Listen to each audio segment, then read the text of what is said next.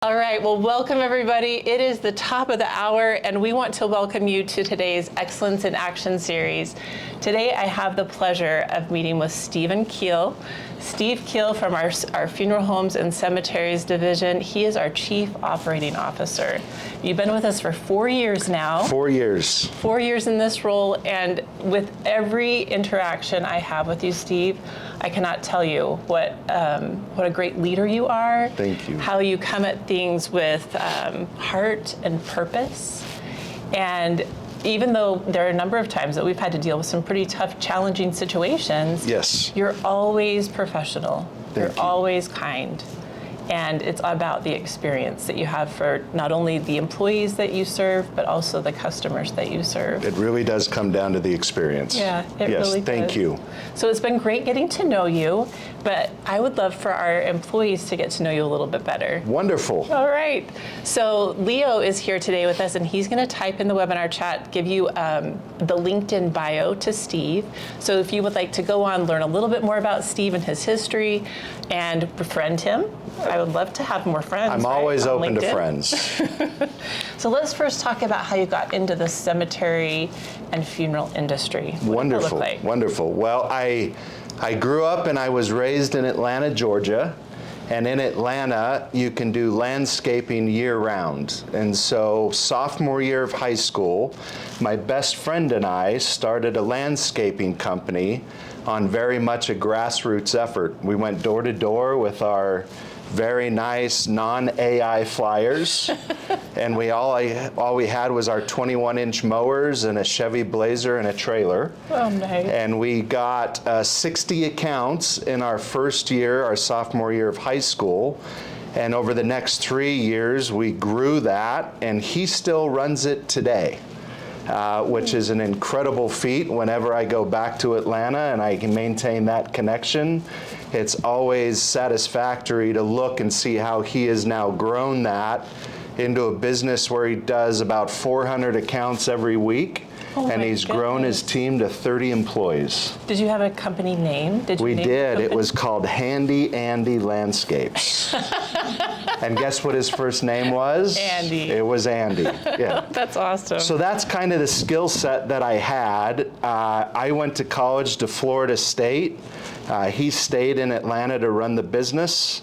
And as I moved out here to Utah, the skill that I had was landscaping. And landscaping, you can perform that in cemeteries.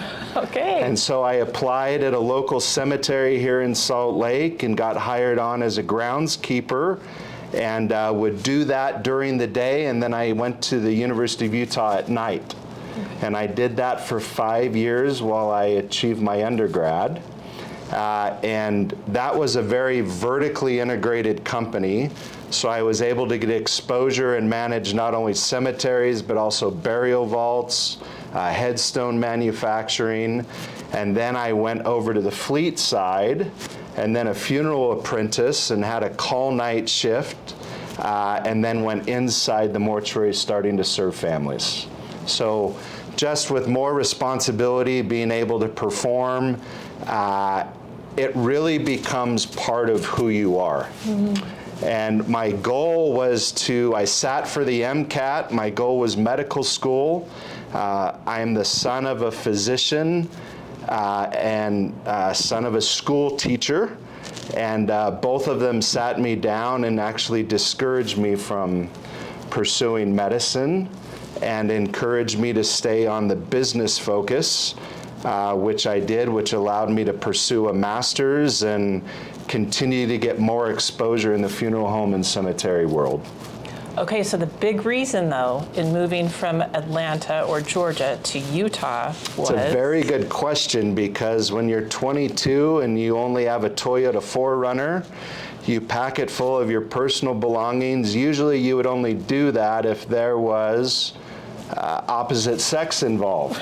And so the true story is that I went chasing, I drove cross country, chasing a particular individual, and she has been my tour guide to Salt Lake City ever since. And she's here with us today, so I want to give a shout out to Emily Kehl. Hi. She's also with Funeral Homes and Cemeteries, and she's one of your biggest cheerleaders. She is my biggest fan. Yes, Yes. absolutely. So what are some of the skills or habits that you can attribute to your success? Probably the biggest skills that have helped me in my professional life is never become complacent. I think complacency in and of itself is the biggest detriment to one's personal mindset and achievement. I am a lifelong learner. I get that from my mother, who is the school teacher. I personally observed my father as a physician. I would accompany him on his rounds at the hospital on Saturday mornings. And he specialized with cerebral palsy patients dealing with scoliosis and kyphosis. And I would see that he was a lifelong learner. And so I grew up in a home where education had high value. And so oftentimes you will find me in industry periodicals. You will find me with a book in my hand. You will find me constantly seeking why things are the way that they are. How can they be improved? That desire for lifelong learning has been the catalyst for me never to become content. I love that. And one thing that I learned about you is that each year in your quest for lifelong learning is this discovery of figuring out this internal SWOT analysis. Can Yes. you tell me what that looks like? Yes, some people think it's a little bit odd, but it is my driver. So every year, I take time to just get away by myself. Most oftentimes, this occurs up in Yellowstone National Park. It's a place that's close to my heart. It's a place where I have clarity of mind and I enjoy the beauty of the earth. And I just get, many of you know that you won't find a yellow legal pad not being present in my hands. And so I take my legal pad and my pen and I go up by myself to a quiet place and I do what's called a SWOT analysis, where I introspect myself and I say, currently, what are my strengths? What are my weaknesses? What are the opportunities that are before me that I can capture? And then what are the threats that I have to guard against? And I approach that with the mindset of myself, my family, my firm, and my faith. Those are my 4 F's. And all 4 of those really drive my decision making. And it's a very vulnerable process that requires a lot of personal honesty. And I think it's in those moments where I realize in humility what I've been blessed to be good at, where I continue to need to strive and improve. And then, like I said, what are those things that I know I can become better at and achieve? And what do I always have to be aware of that could hurt me? Yeah. I remember you shared that in an executive retreat, and I was really inspired by that. Thank you. Thank you. All right, next question.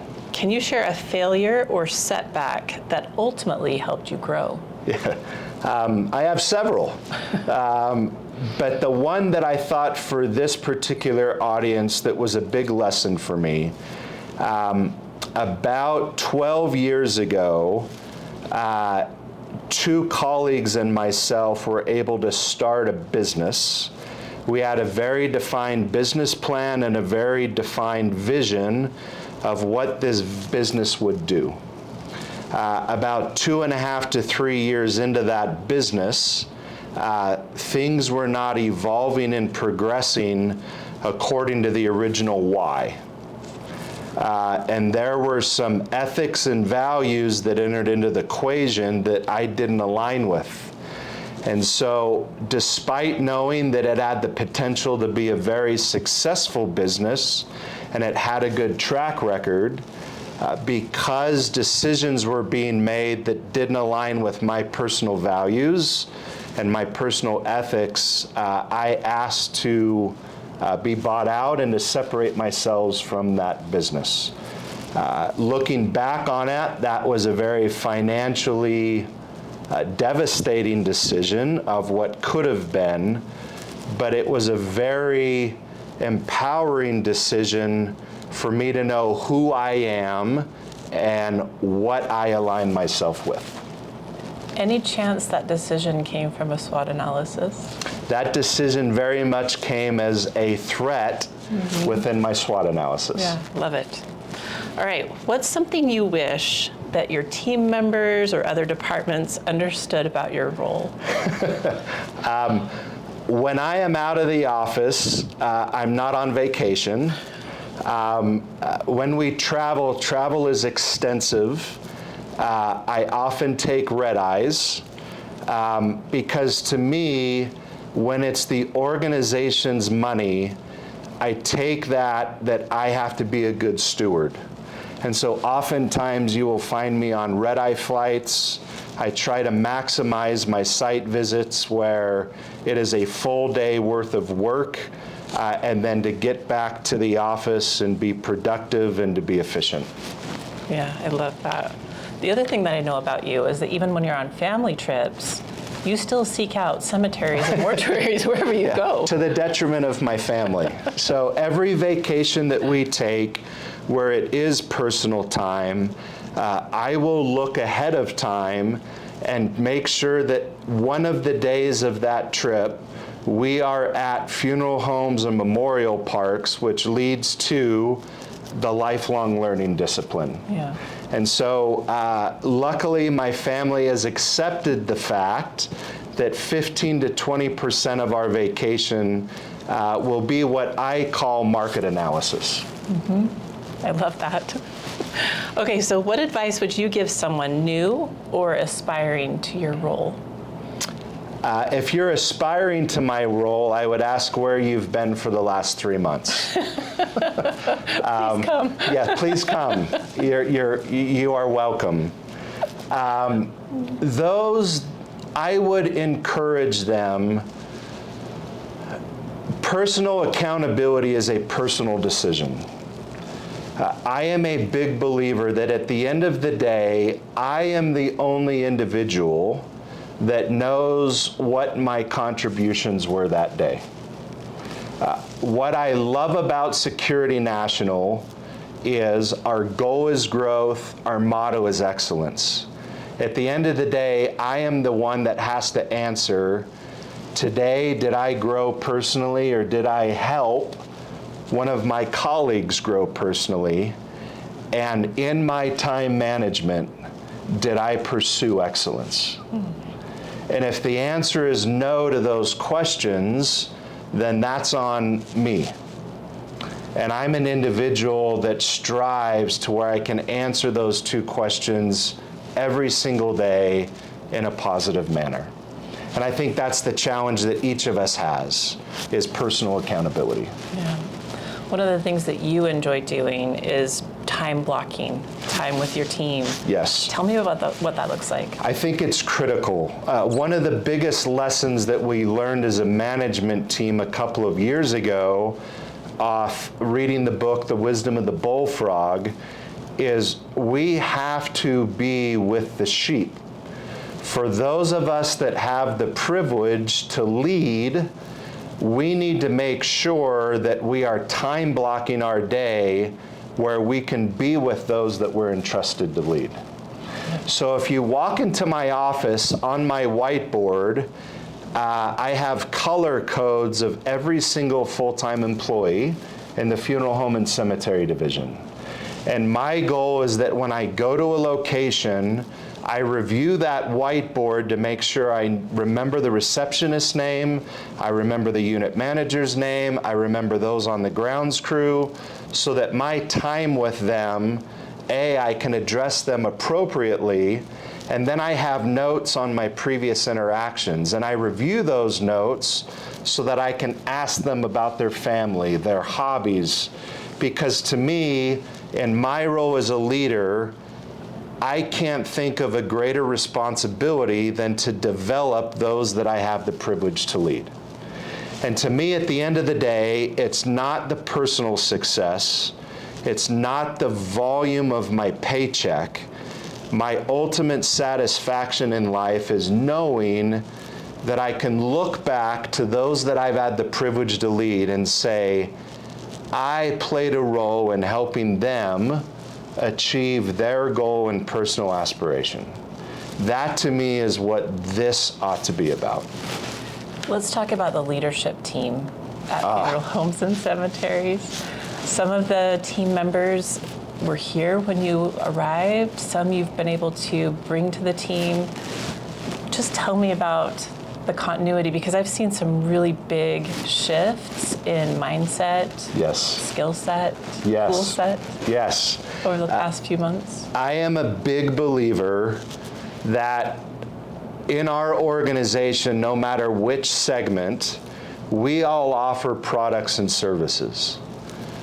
Without coupling that with experience, we run the danger of just being a commodity. When you offer something that is a commodity, you compete on price. Therefore, I'm a believer that if we're going to compete on experience, we have to be excellent in all that we do. Well, in order to be excellent, we have to do three things. We have to attract great people, we have to develop great people, and then the challenge is keep great people. So to your question, if you look at our management team, I have been blessed to be entrusted of attracting or inheriting great people. We are in the process of developing great people, and my hopes is they share our vision and we keep them as great people. And I think that's what you're starting to see throughout the organization, whether that's on mortgage, whether that's on life, whether that's in our funeral home and cemetery division, is we can't be okay with what worked yesterday, assuming that that's going to work tomorrow. We have to have this constant energy of becoming better, not only individually, but collectively as a team. What is something about you that might surprise your coworkers or colleagues? I am a country boy at heart. I don't have the accent, but my getaway is somewhere up in the mountains at a lake or on a horse, or it is white sandy beaches looking at water. One of the things that my team may not know about me is my high school alum include Ryan Seacrest of American Idol. He was a year before me. He's like, what? And Kip Pardue, who played the role of Sunshine in Remember the Titans, was a classmate of mine. He was our starting quarterback, and Ryan Seacrest was actually a linebacker. I think another thing that people may not know about you is that you get minimal sleep. I get, yes. Every night. Yes, so my average bedtime is around midnight, and I'm usually up around 5 a.m. That's my opportunity, where between 5 and 7:30, I get more done for myself than I would at any other time during the day. And that's my time where I can be selfish.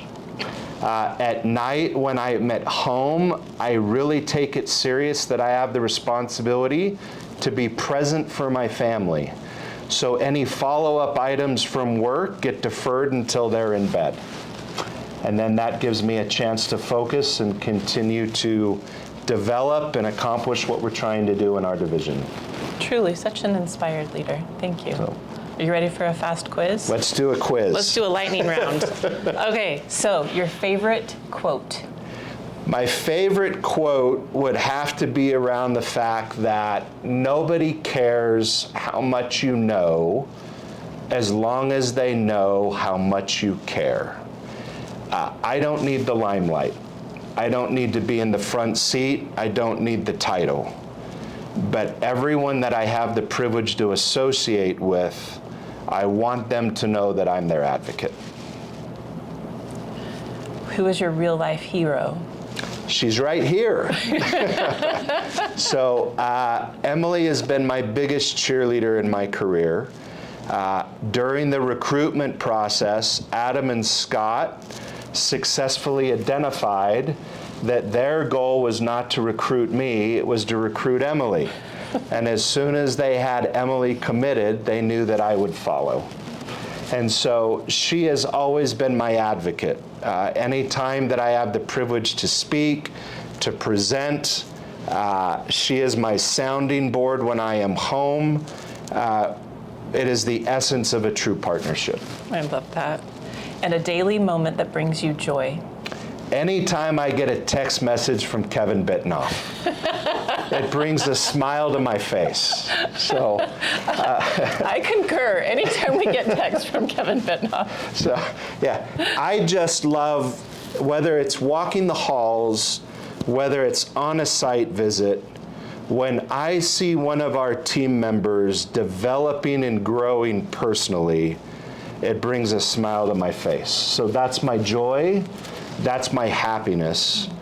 Going through challenging times with a management team that shares the same vision, where I can be down in the trenches with, and that we come out successful as one, I couldn't think of a better situation.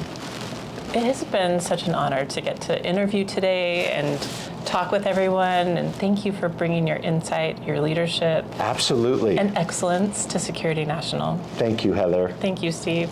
Thanks everybody for joining. Hope you have a great day.